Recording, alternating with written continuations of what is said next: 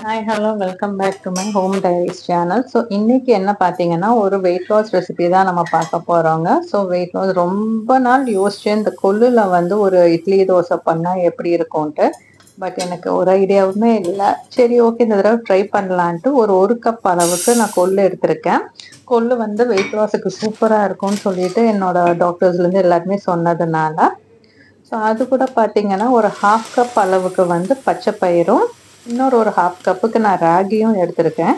ஏன்னா வந்து நம்மளுக்கு புரோட்டீன் ரொம்ப முக்கியங்கிறதுனால தான் இது. ஏன்னா நம்ம வெயிட் லாஸ்ல இருக்கும்போது, நம்ம புரோட்டீன் ப்ராப்பரா நம்ம எடுத்துக்கல அப்படின்னா, நம்மளுக்கு வந்து செம்மையான ஹேர் ஃபால் வந்து நெறையா நடக்கும். ஸோ அத வந்து நம்ம கண்ட்ரோல் பண்றதுக்காக, நம்ம வந்து புரோட்டீன் அவசியமா நம்மளோட ஃபுட்ல ஆட் பண்ணணும். ஸோ அதனால எப்படிலாம் ஆட் பண்ண முடியும், எது எதுலலாம் நெறைய புரோட்டீன்ஸ் இருக்குங்கிறது இந்த 1 மந்த் வெஜிடேரியனால, ஸோ அதெல்லாம் நான் சோர்ஸ் பண்ணி எடுத்து வச்சு இப்போ பண்ணிட்டுருக்கேன். ஸோ இப்போ பார்த்தீங்கன்னா, இதுதான் நான் 2:2 ஆளாக்கு வந்து இந்த மாரி அரிசி, இந்த மாரி சிறுதானியத்துக்கு 1/2 இது வந்து உளுந்து போடலாம் அப்படிங்கிற அந்த ரேஷியோல வந்து ஒரு ரேஷியோல ஒர்க் பண்ணியிருக்கேன். ஸோ இத வந்து நல்லா வாஷ் பண்ணிட்டு, இப்ப நான் உளுந்த வந்து ஆட் பண்ணல. இத வாஷ் பண்ணிட்டு ஓவர் நைட் வந்து ஃபுல்லா சோக்ல பண்ணி வச்சேன்.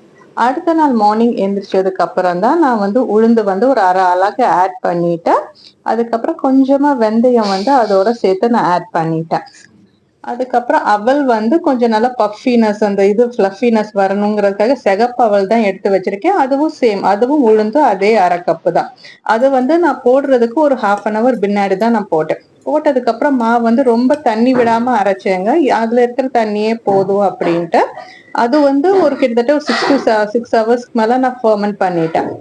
அதுக்கப்புறம் அத வந்து உங்களுக்கு இட்லி இதுலலாம் ஊத்தி எப்படி வருதுன்னு பார்த்து செக் பண்ணலான்னு தான் அத அப்படியே இட்லியில ஊத்தி எடுத்து வெளிய இது பண்ணி வச்சுட்டு, அதுக்கப்புறம் நான் வந்து இட்லி ஊத்துறதுக்கு முன்னாடி உப்ப ஆட் பண்ணிட்டேன்.